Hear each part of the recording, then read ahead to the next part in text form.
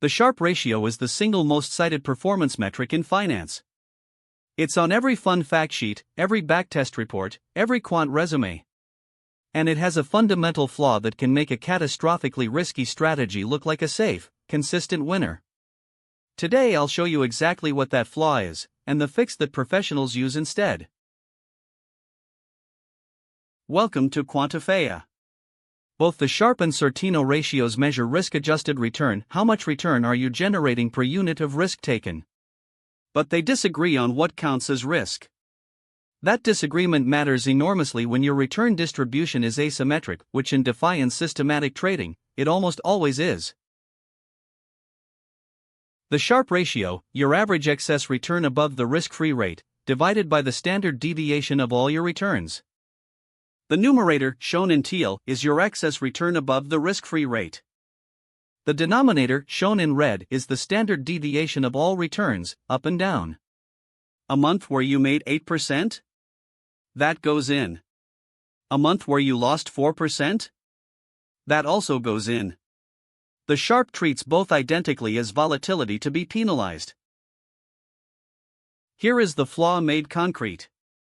Strategy A returns a flat 2% every single month, no drama, no variation. Strategy B averages the same 2% but with volatile swings, some months of plus 8%, some of minus 4%. Both strategies have nearly identical Sharpe ratios. But a rational investor prefers strategy B. Those plus 8% months are gains, not risk. The Sharpe ratio cannot tell the difference. The Sortino ratio fixes this. The denominator uses only downside deviation, the standard deviation of returns that fall below a target threshold, usually 0 or the risk-free rate. Returns above the threshold, shown in teal, are completely ignored in the denominator. Returns below it, shown in red, are the only ones penalized. You are penalized only for bad volatility. Concretely, a strategy with 15% upside deviation and 5% downside deviation. Sharpe uses a combined sigma of about 11%.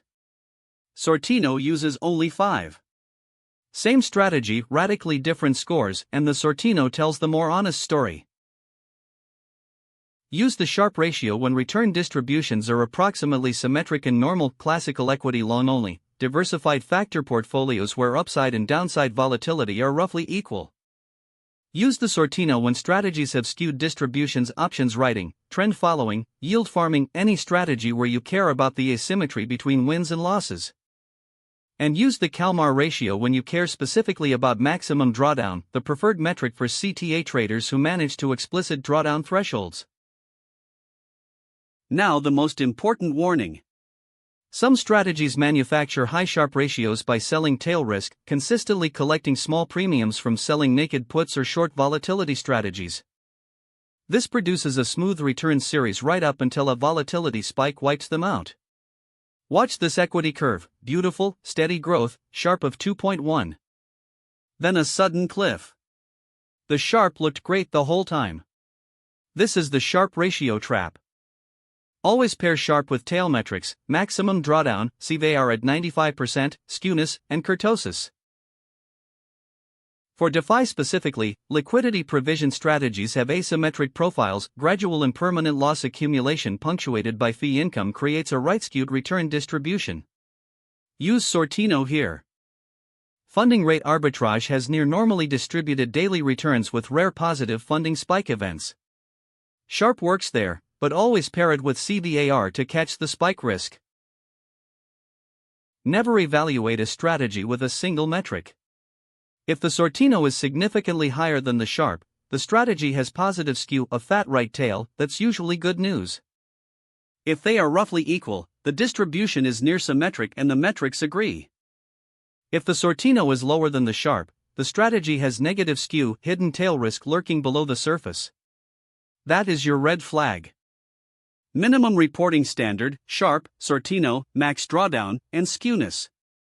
Never just one number. Next up, value at risk. How do quants put an actual dollar figure on the worst case loss? It's the number regulators require, and it has some nasty surprises. Subscribe and I'll see you in the next episode. Quantify.